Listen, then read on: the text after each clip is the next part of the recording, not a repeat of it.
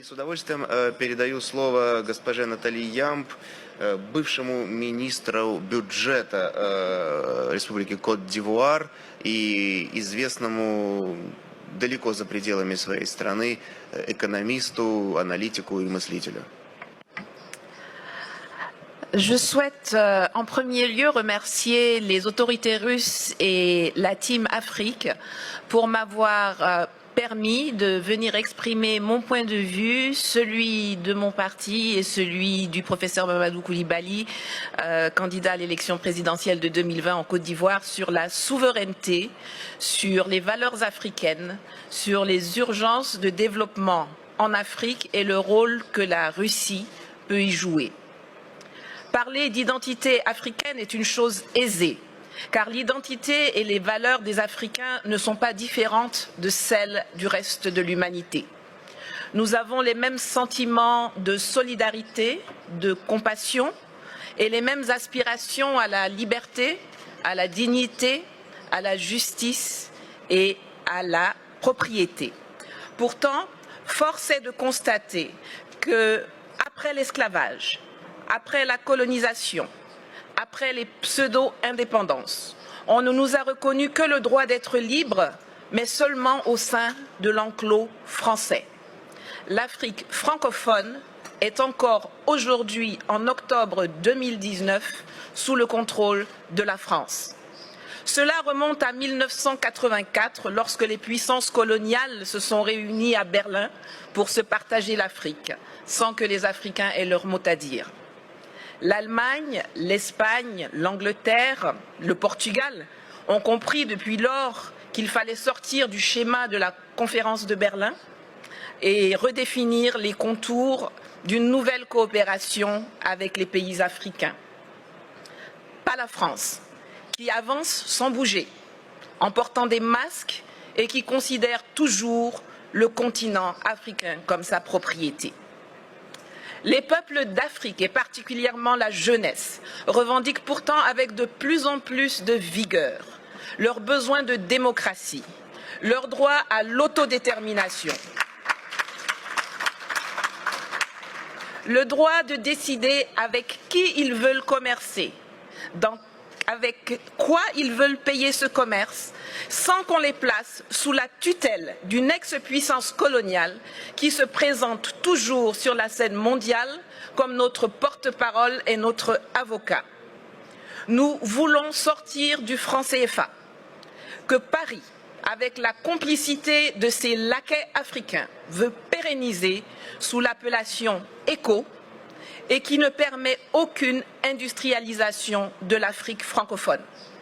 La conquête de notre souveraineté monétaire est capitale, car la seule stabilité que le franc CFA garantit aux pays qui l'utilisent sont la mauvaise gouvernance, la pauvreté et la corruption. Nous voulons le démantèlement des bases militaires françaises, qui, sous le couvert d'accords de défense bidons, ne servent qu'à permettre le pillage de nos ressources, l'entretien de rébellions, l'entraînement de terroristes et le maintien de dictateurs à la tête de nos États. Nous refusons que la France continue d'usurper la voix de l'Afrique à l'ONU, qu'elle soit à la base de quasiment toutes les résolutions concernant le continent. Les pays d'Asie ont appris à commercer avec les investissements directs étrangers, alors que nous, on nous saoule avec l'aide publique au développement. Résultat, aujourd'hui, eux, ils sont BRICS et émergents, et nous, nous sommes des mendiants qui sommes très fiers d'être qualifiés de pays pauvres très endettés. Cela doit changer. Cela va changer et la Russie a un rôle à jouer dans cette évolution. Mais nous ne venons pas en Russie pour y chercher de nouveaux maîtres qu'on substituera aux anciens. Nous y venons pour trouver des partenaires, pour faire du business gagnant-gagnant pour la Russie comme pour les pays africains concernés. L'Afrique regorge de potentialités. Mes prédécesseurs l'ont déjà dit, il y a une population qui grandit, dont 60% à moins de 30 ans, une position géostratégique, d'immenses ressources minières, naturelles, agricoles et surtout humaine. Sur le plan militaire, la présence de la Russie, qui n'y a pas de tradition coloniale, peut permettre de rééquilibrer les choses dans les pays francophones. Et je crois que l'exemple centrafricain dont Madame la ministre de la Défense pourrait mieux nous entretenir est l'un des plus parlants. En Côte d'Ivoire, nous avons par exemple un énorme besoin de formation militaire et de restructuration de l'armée. Sur le plan économique, la promesse de Sochi doit être celle de la rupture avec le huis clos actuel appauvrissant où la France semble avoir verrouillé les domaines de l'eau, de l'électricité, des routes, des ponts, des ports, par des monopoles protégés par les gouvernements respectifs ou par des passations de marché de gré à gré sans appel d'offres, pour que nous puissions enfin nous diriger vers une ouverture de l'économie à tous, notamment aux industries et entreprises russes, dans les secteurs agricoles, miniers, énergétiques, de la transformation industrielle, de l'éducation, de la formation, il y en a plein.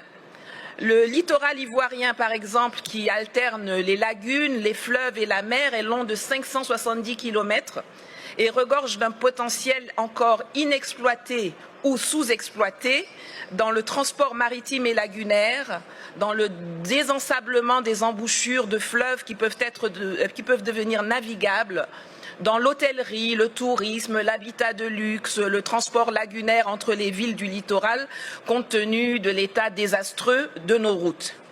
Enfin, sur le plan politique et diplomatique, le monde et la Russie doivent cesser de nous voir à travers les lunettes déformantes du storytelling méprisant, mensonger et négationniste de la France, qui nous assujettit.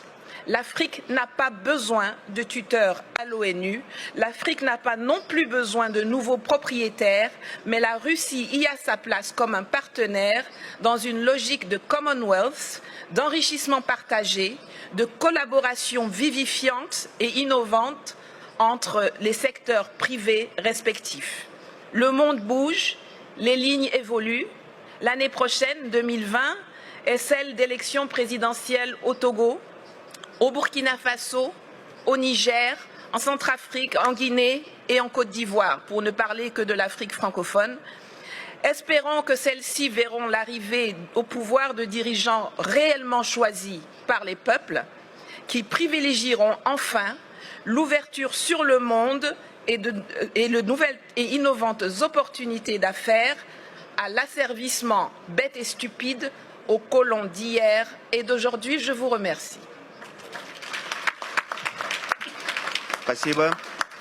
Я хочу отдельно отметить, поскольку в зале находятся иностранные журналисты, французские, американские,